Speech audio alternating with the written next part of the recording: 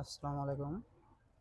আমাদের যেই sine wave হোক আর স্কোয়ার ওয়েভ হোক, আমরা সার্কিটগুলো যেভাবে আমরা ক্যালিব্রেশন করে থাকি, মানে সার্কিট বিক্রি করার আগে আমরা কিন্তু সম্পূর্ণভাবে মিলাইয়া দিই। এই যে ডিসপ্লেটা লাগাইলাম, কীভাবে আমরা করি দেখেন। হলো এসি আমাদের ট্রান্সফরমার, আপনার ইউনিভার্সাল একটা ট্রান্সফরমার তৈরি করছি। এটাতে স্কোয়ার, সাইন ওয়েভ এবং 360 ফোর স্টেপ সম্পূর্ণ কিন্তু এটা দিয়ে চেক করা যায়। এটা নিউট্রাল, এই হচ্ছে আউটপুট, এই হচ্ছে ইনপুট, আর এটা আমাদের কিবোর্ড, ফোর স্টেজের কিবোর্ড। কিবোর্ডটা লাগাইলাম, তারপরে এটা হচ্ছে আপনার সিটি কয়েলের তার, সিটি কয়েল। এখন ব্যাটারি কানেকশন দিব আর কি। এটা হলো battery negative wire, clip system করে রাখছি।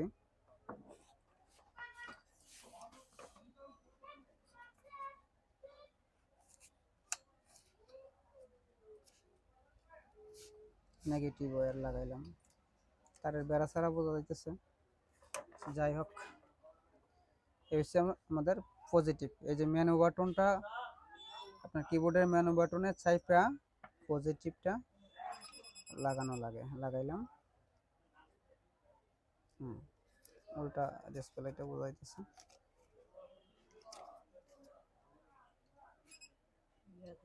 চলে গেছে, সময় অতিক্রম হয়ে গেছে আর কি, এর জন্য।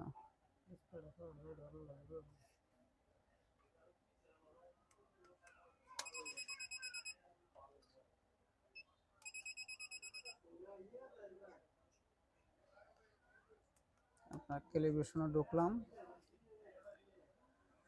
ঢোকার পরে আগে প্রথমত দেখবো যে আপনার ক্যালিব্রেশনের ব্যাটারি ভোল্টেজটা কত আছে।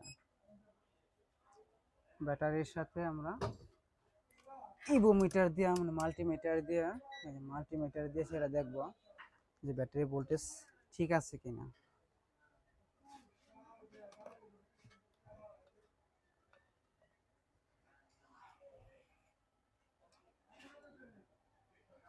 না, ব্যাটারি ভোল্টেজ ঠিক নাই, এই জায়গায় আছে আপনার 12.9, আর ডিসপ্লেতে শো করতেছে 12.7। এটা 9 করে দেব। 9 করে দিলাম। এবার ব্যাটারি আপনার শেষ। এখন চলে যাব আপনার প্যারামিটারে। প্যারামিটারসে গিয়ে সেটা ব্যাটারি লো হচ্ছে আপনার 10.3। তা ঠিক আছে। একটু একটু যারা কমান আর কমায় নিতে পারবেন, সমস্যা নেই, আমরা এরকমই রাখি। কারণ 10 ভোল্টের নিচে গেলে একটা ব্যাটারি অ্যাম্পিয়ার আর থাকে না, অবশিষ্ট থাকে না। টু লো করলাম আপনার 9.8-এ, ফুলটি করে দিতেছি 14.4-এ। আর ফুল এম্পিয়ার যেটা মানে রিকানেক্ট চার্জিং, এটা 13.8-এ আছে। আসলে যদি একটা ব্যাটারি ফ্ল্যাট ব্যাটারি হয়, ব্যাটারিটা দুর্বল হয়ে যায়, পুরাতন হয়ে যায়, তখন আর ব্যাটারি কিন্তু আপনার 13.8 থাকে না, কমে যায়। তখন যদি আপনার 13.8 না থাকে, আপনার সবসময় চার্জ দিতেই থাকে। এই জন্য এটা একটু কমাই দিতে হয়। এটা আমরা 13 অথবা 12.8-এ রাখবো, 13-তে রাখলাম। আর ব্যাটারি ইনপুট, সরি, ইনভার্টার যে ভোল্টেজটা, ইনভার্টিং ভোল্টেজটা 220 রাখলাম। যেহেতু এটা 1000 বি একটা সার্কিট, 800 ওয়াট, 800 ওয়াট করে দিলাম।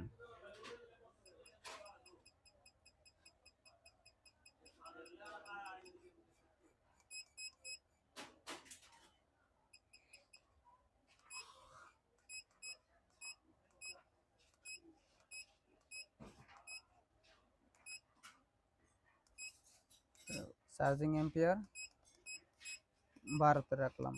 এখন আবার আপনার ক্যালিব্রেটে আবার চলে আসলাম। এখন আউটপুট দেখব, আউটপুট দিয়ে দেখব যে আপনার অসিলেশন ওঠে কিনা। হইলে আপনার নেগেটিভ সাইড অসিলেশন উঠছে, আরেক লোয়ার সাইডে আরেক সাইড অসিলেশন উঠে নাই। এখন এটাই কোনো জায়গায় ঝামেলা আছে, এটা দেখব আর কি। এটাই কোনো জায়গায় ঝামেলা আছে, দেখলে হইতেছে।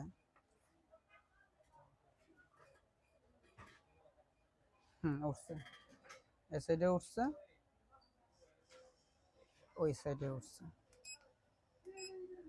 এখন দেখবো আপনার ইনভার্টার ভোল্টেজ, যেহেতু ইনভার্টার ভোল্টেজ দেখবো, ট্রান্সফরমারের যে দুই তার আছে ওয়্যার, দুইটা ক্লিপিং সিস্টেম করছে, ক্লিপগুলো লাগাই দিলাম আপনার লোয়ার হিটসিংয়ে।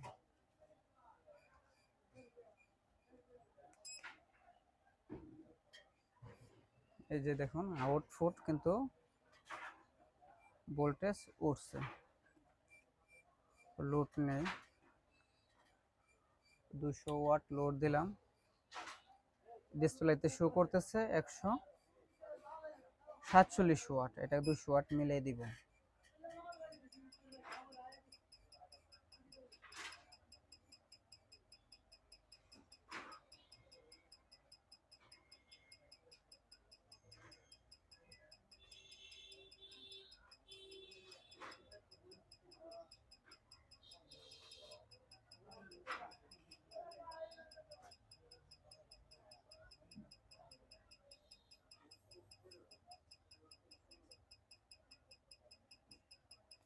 দুইশো ওয়াট মিলাই দিলাম।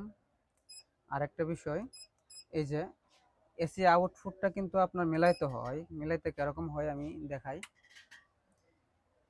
যেমন দেখেন আউটপুটে 187 ভোল্ট, ডিসপ্লেতে শো করতেছে 177 ভোল্ট। এই জায়গায় কিন্তু সেম মিলাই দিতে হইব, যদি না মিলাই দেন কিন্তু আউটপুটে ডিসপ্লে শো করবো একটা, আর আউটপুটে ভোল্টেজ থাকবো আরেকটা।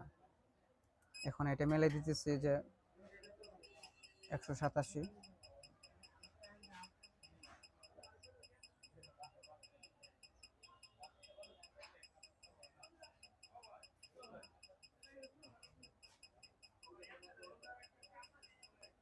সরি, বেশি উঠে গেছে।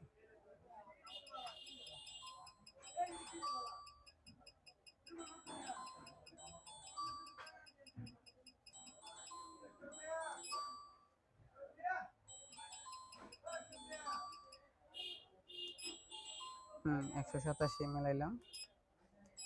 এখন এসি ইনপুট, এসি ইনপুট 253 আছে, ডিসপ্লে শো করতেছে 240, এটা 253 করে দিব।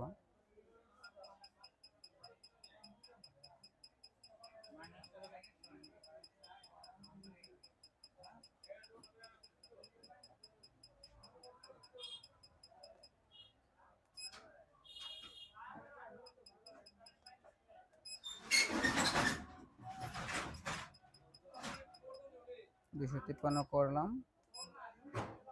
এখন চার্জিং অ্যাম্পিয়ারটা মিলিয়ে দিব। 12 অ্যাম্পিয়ার চার্জিং আপনার প্যারামিটারে মিলে আসছিলাম। এখন চার্জিং অ্যাম্পিয়ারে আপনার 12 অ্যাম্পিয়ার মিলিয়ে দিব আর কি।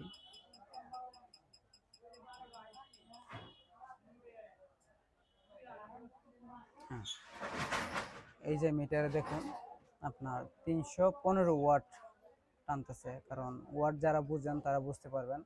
315 ওয়াটে কিন্তু 12 অ্যাম্পিয়ারের কাছাকাছি 12 অ্যাম্পিয়ার আছে। তারপরে যে কাস্টমার নিতেছে কম বেশি করলে তা ওনার মতো উনি করে নিল। এখন সম্পূর্ণ আমাদের আর মিলানো শেষ। এখন এটা সেভে দিব, ডানে দিলাম, ডানে দেওয়ার পরে